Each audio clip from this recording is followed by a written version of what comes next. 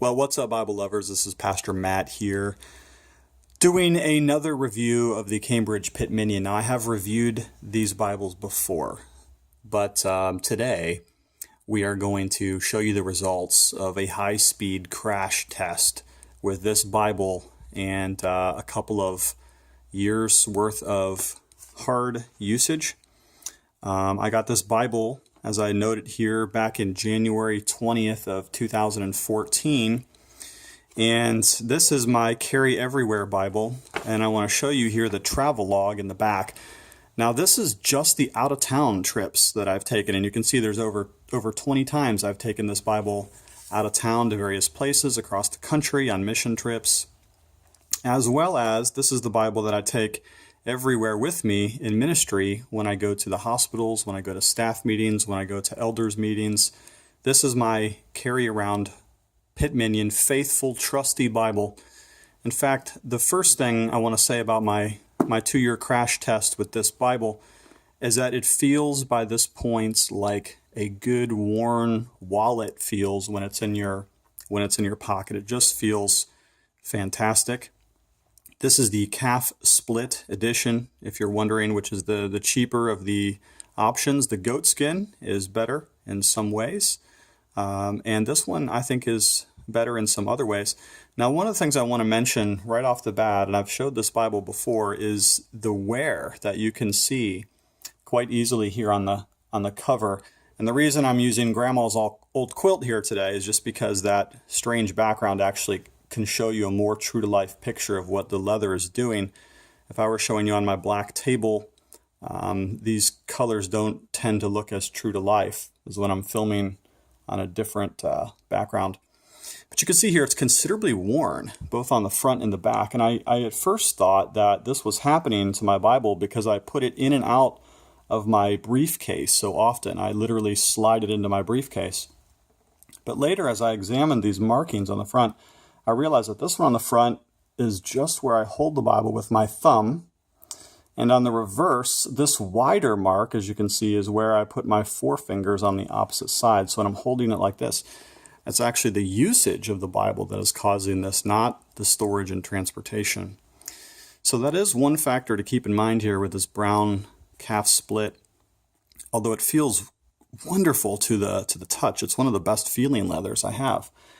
Aesthetically, it will give you that old, worn-out Bible look that comes with using it a lot. In fact, I've used it so much here that the Cambridge demarcation on the bottom of the spine is actually almost now invisible after some years of very hard daily usage for this Bible. The paste-down liner, however, is holding up very well. You might not think so. Sometimes people think edge-line Bibles hold up better, and they probably do over many years and decades. But this paste-down liner has given me no problems whatsoever. And shame on me, I even fold my Bible back like this all the time when I'm reading. And the paste-down liner is none the worse for wear. I'm happy to report. Now, as for the paper, this is some thinner paper done by Cambridge, but very, very smooth. It almost has that smooth, velvety feel to it that the best kind of paper does. I'm going to just show you one example here of what happens when you write on it with a good Pigma Micron pen. I don't know if you can see up in this corner here. See if we can get a good angle on that. Let's see, it's Acts chapter 16, verse 14. I have underlined here that the Lord opened her heart to pay attention to what was said by Paul. So take that, Arminians. Clear Calvinistic verse, but I digress. You can see I made an underline right here. The Lord opened her heart, and I made a mark in my margin, which is a tulip, which for me symbolizes one of the doctrines of grace. I don't write in this Bible too much, but I wanted to show you the results of what happens when I do.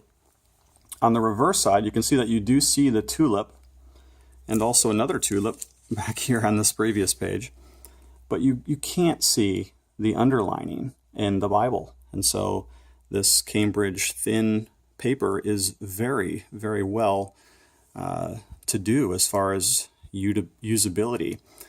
I just don't happen to write in this Bible very much, but if I did, or underline for that matter, but if I did, it would be able to take it to a certain degree using the right kind of pen. So So what do I think about this Bible after 2 years of taking it almost everywhere with me and using it every single day? I think it's fantastic. I think it feels to me like an old worn out wallet. As I mentioned, sometimes I'll just wad it up like that, stick it in my jeans pocket, take it to the hospital, no problem. The gilt is held up very well. Hope you can see that. That does not matter to me on this particular Bible, though. I'm just saying this Bible is built to grind. It is built to last. Pitt Minions are an excellent, excellent value. Of course, the only drawback is the smallness of the font. And if you don't have sharp eyes, as I do, close up that is at least, Pitt Minion is not for you. But if you do have good eyes, if you are nearsighted as I am, I cannot think of a better Bible to crash test for years and months after months, city after city of serious usage.